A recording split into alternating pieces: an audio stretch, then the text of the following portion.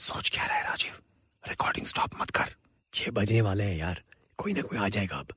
इससे पहले निकल जाते हैं। पूरी रात कुछ नहीं मिला तो अब क्या मिलेगा? सूरज तक उगा आया है बाहर। और ये कहकर मैंने रिकॉर्डिंग स्टॉप की और कैमरा पैक करने लगा। प्रशांत साउंड का इक्विपमेंट समेटने लगा। हमने 2-3 माइक्स लाइब्रेरी के कोनों में भी छिपा कर रखे थे। प्रशांत उनमें से एक उठाने पीछे कैबिनेट्स की तरफ गया। मैंने कैमरा बैग में रखकर जिप किया और तभी राजीव! प्रशांत चिल्लाया और मैं दौड़ा उसकी तरफ। मैं जैसे ही पीछे की 12A कैबिनेट रो पहुंचा तो दंग रह गया। प्रशांत नीचे गिरा हुआ था। भाई क्या हुआ? मैं जैसे ही माइक उठाने गया तो जोर से शॉक लगा यार। शॉक? तूने केबल्स तो मेन से निकाल दिए थे ना? हाँ, ऑफ कोर्स। स्टैटिक हो सकता है। इतना स्ट्रॉन्ग कैसे हो सकता है स्टूपिड? बात तो सही थी प्रशांत की। जैसे ही प्रशांत उठने लगा, from the corner of my eye मैंने देखा कि एक किताब सबसे टॉप शेल्फ से नीचे गिरी, सीधे प्रशांत के सर पर गिरती, लेकिन मैंने प्रशांत को अपनी तरफ खींच लिया। पर अजीब बात यह लगी कि जैसे ही किताब जमीन पे गिरी तो एक मेटालिक साउंड आई।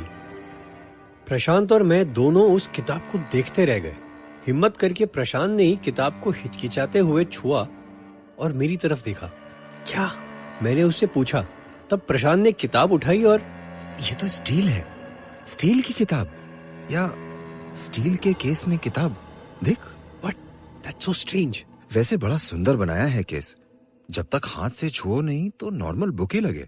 हाँ, लेकिन ये बुक केस, स्टील केस खुलेगा कैसे? और तभी लाइब्रेरी के मेन डोर खुलने की आवाज आई और हम दोनों डर गए।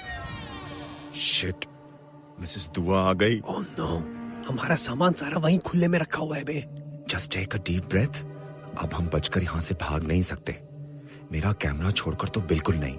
देख, बेटर यही होगा मिसेस दुआ का सामना किया जाए। Okay?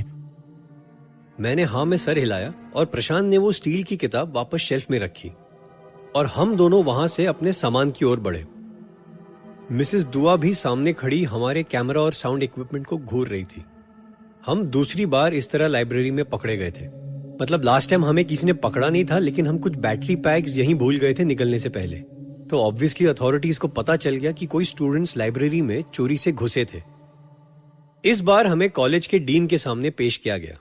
You see, college library के 3rd फ्लोर पर जहां हम पकड़े गए थे, वहां सिर्फ PhD स्टूडेंट्स और उससे भी ऊपर के स्कॉलर्स, रिसर्चर्स अलाउड हैं।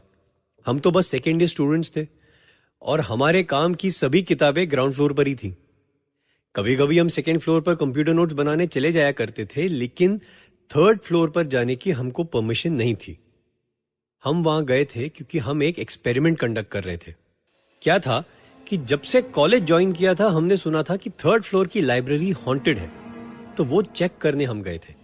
हमने लाइब्रेरी में कैमरा शैमरा लगाकर फोटोज ली, साउंड भी रिकॉर्ड की और हम इस नतीजे पर पहुंचे कि लाइब्रेरी का 3rd फ्लोर हॉन्टेड नहीं था। ये सिर्फ वहम था और अफवाह। तो बस डीन के सामने भी हमने सच बयां किया, माफी मांगी अपने एक्शंस के लिए, लेकिन ये भी साफ कहा कि हम जो भी कर रहे थे वो in the interest of everyone कर रहे थे। वंस एंड फॉर ऑल हम चाहते थे कि ऐसी भूत प्रेत हॉन्टेड टाइप अफवाहें फैलानी बंद की जाए। डीन ने हमें माफ किया, लेकिन वार्निंग दी कि दोबारा ऐसा कोई एक्सपेरिमेंट करने से पहले हम परमिशन ले लें। आज का दिन मेरे लिए तो बड़ा लकी है। बच गए, पहले लाइब्रेरी में सर फटने से, और अब डीन ने भी माफ कर दिया।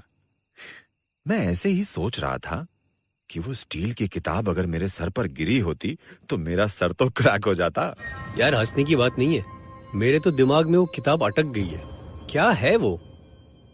कुछ दिन बाद मेरा सामना प्रोफेसर चौधरी से हुआ। हमने इनका नाम सनकी रखा हुआ था। मैं कॉरिडोर से गुजर रहा था जब उन्होंने मुझे रोका और पूछा, तुम ही हो ना जिसने नोटिस बोर्ड पर ये लिखकर टांगा है कि लाइब्रेरी का 3rd floor is not haunted? ऐसी अफवाहें ना फैलाई जाएं। जी सर। मैंने हाँ कहा और प्रोफेसर को साइंटिफिक हवाले से समझाने लगा कि अगर कोई एंटिटी है लाइब्रेरी के 3rd फ्लोर पर तो उसका प्रूफ भी तो मिलना चाहिए। उस एंटिटी का आउटर फॉर्म ना भी हो, लेकिन मैग्नेटिक फील्ड, इलेक्ट्रिक फील्ड कुछ तो होगा। और मेरी बात सुनकर प्रोफेसर जोर जोर से हंसे और फिर मुझे बड़ी अजीब तरह से देखते हुए बोले, जानलिंग वृश्यम मुनु सुनु व्योम श्रिम स्क्विंग। जी सर। और जितनी अचानक उनकी आंखों में एक अजीब सी चमक आई थी जब उन्होंने मुझसे वे अजीब ऊल जलूल शब्द कहे थे, उतनी ही अचानक वो चमक गायब हो गई और मुस्कुराते हुए वो मुझसे कहे, किताबों में भी जान होती है बेटा, उनकी भी आत्माएं होती हैं। ज्ञान कोई लाइफलेस वस्तु नहीं, नॉलेज इज अलाइव। मैं एक पल उन्हें बस देखता रहा। उन्होंने मुझसे अभी जो कहा वो समझा मैंने और फिर पूछा, क्या हर किताब में जान होती है? हर इंसान में अकल होती है, लेकिन हर इंसान समझदार नहीं कहलाता। और ये कहकर वो चल दिए। बस उसी पल आई डिसाइडेड मुझे फिर से लाइब्रेरी के 3rd फ्लोर पर जाना होगा। तभी प्रशांत मुझे मिला। ओए, एग्जाम्स की डेट्स आउट हो गई हैं, सिर्फ 10 दिन बचे हैं तैयारी के लिए। हैं? हाँ, ओके। कहाँ खोया हुआ है तू? कहीं नहीं, बताऊंगा मैं बाद में। मेरे दिमाग में उस वक्त सिर्फ प्रोफेसर चौधरी की बातें चल रही थी। वाकई में सनकी था प्रोफेसर। लेकिन उसी रात मैं लाइब्रेरी के 3rd फ्लोर पर पहुंच गया। पिछली बार प्रशांत और मैं दिन में ही जाकर अंदर छिप गए थे, लेकिन आज मैं तो बस इंपल्स पर उठकर चला आया और जब लाइब्रेरी के 3rd फ्लोर पर पहुंचा तो नेचुरली डोर लॉक था। अंदर कैसे जाऊंगा ये तो सोचा ही नहीं था। अब कैसे चेक करूंगा यहाँ की किताबें जिनकी अपनी जान थी, आत्माएं थी जिनकी। क्या क्या बड़बड़ाया था संकी, कुछ जिब्रिश में बोला था, जानलिंग वृश्यम मुनु सुनु व्योंग श्रिम स्क्विंग। और मेरे ये बकते ही अचानक लाइब्रेरी का डोर मेरे सामने अपने आप खुल गया।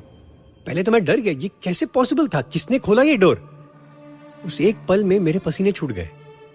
बड़ी हिम्मत से मैं यहां तक आया था, लेकिन अब सोचा आगे नहीं बढ़ता।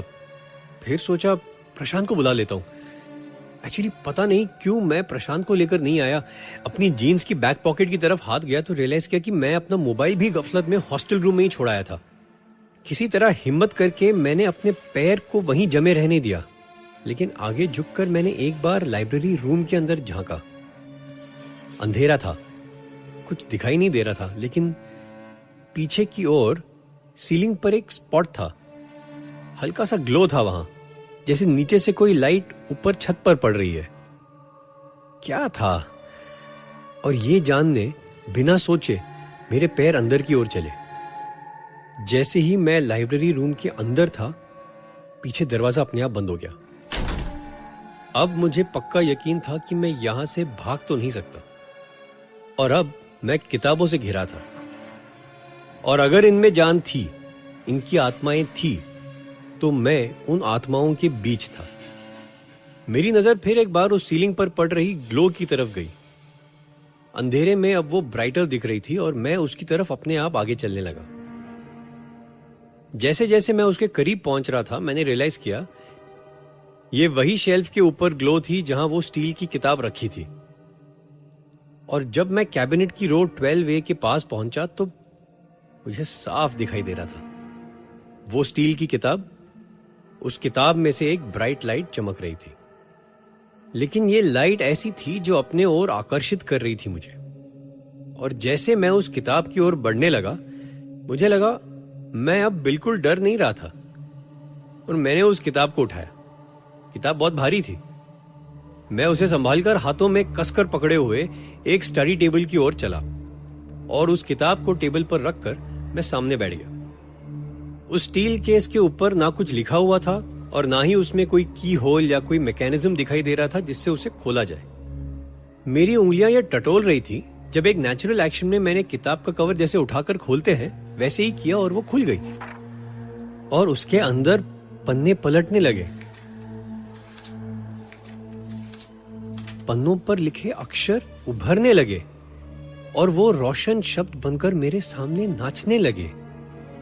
मैं पढ़ने लगा, इम्प्रात्रियम नजीबोकीतर मकिलिस्त्री पाउन सीप दूरअबनम लास्त्रो जू नू मियांगोरम श्रीम बियानारी अवाद्रुम हिबातो माजम डॉट रप्त सप्त गप्त लप्त सियानुम फरिश्ते विभ्रूम मा या रुबिला मुनास्त्रा मू ज्वीम श्वीम जा डैश जानलिंग वृश्यम मुनु सुनु व्योम श्रिम श्क्विंग सा मा ला री दो रे नी पा सो गा ती धा रिम रीम धा ती गा सो पा नी रे दो ला मा सा सा सा सा सा सा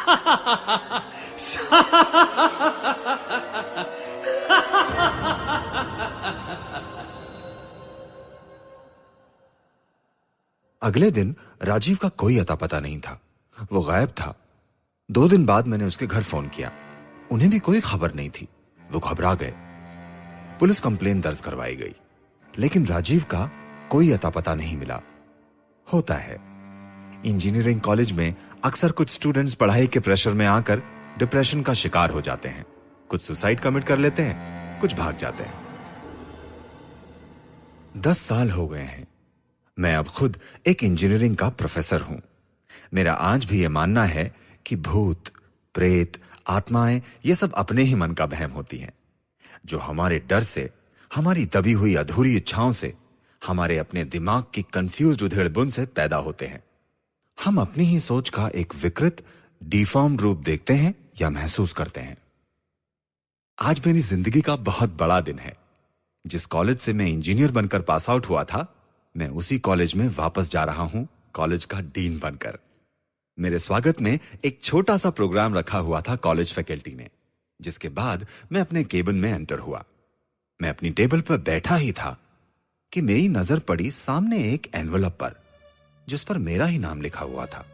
मैंने एनवलप उठाया और अंदर एक खत था, जिसे खोलकर मैं पढ़ने लगा। डियर प्रशांत, कंग्रेचुलेशंस।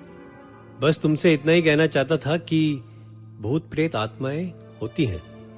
यकीन नहीं तो आज रात 3rd फ्लोर लाइब्रेरी में मिलते। किताबों में भी जान होती है भाई, उनकी भी आत्माएं होती हैं। ज्ञान कोई लाइफलेस वस्तु नहीं। Knowledge is alive. जानलिंग वृश्यम मुनु सुनु व्योंग श्रिम श्क्विंग। तुम्हारा पुराना दोस्त, हॉस्टल रूममेट राजीव।